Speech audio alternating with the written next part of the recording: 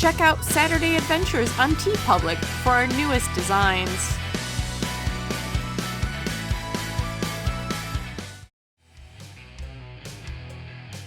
My name is Indy Anna Bones.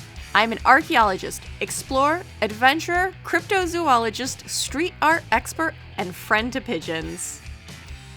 Join the adventure as I explore mysterious places, forgotten history, and track down unknown creatures.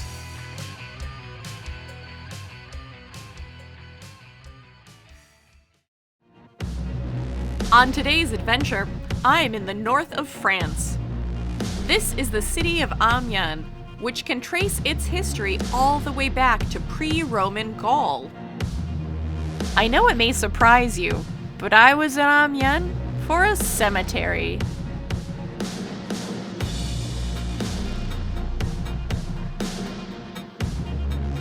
The fights for the city continued from Julius Caesar all the way to World War II.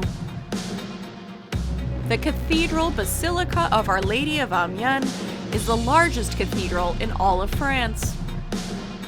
There's also a cute little vegan grocery store where I bought a sandwich for later.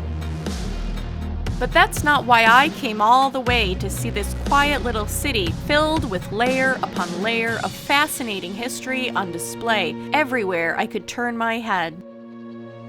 Jules Verne is one of the first and most important science fiction writers. In the late 1860s and 70s, Jules Verne was sending his readers on journeys to the center of the earth, or many leagues down to the bottom of the sea. Jules Verne spent his final years here in Amiens after he was shot in the foot by a nephew and was left unable to travel. He died in 1905 and was laid to rest here in the Cimetière of La Madeleine. I've seen a lot of cemeteries. I will tell you this, the French cemetery game is pretty strong. Every spooky detail of every creepy story you can think of is pretty much the standard French graveyard. Even the pet cemetery I visited had spookiness on par with Sleepy Hollow. The Cimetière of the Madeleine was no slouch when it came to moss-covered, broken Edward Gorey-style tombs beneath the twisted branches of menacing trees. The internet had prepared me for a long, hard search for an obscure grave hidden in a far corner. But after only a few minutes of walking straight in from the main entrance, my producer said, "There it is." The sculpture is plainly visible from the main road, and much larger than I expected.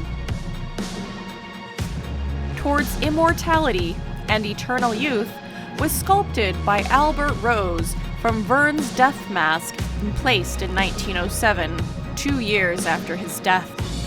The author is depicted as breaking free from his tomb, shrugging off his death shroud, and raising his hand to the heavens. I ate my sandwich with Jules Verne and headed back to town to catch my train to Paris.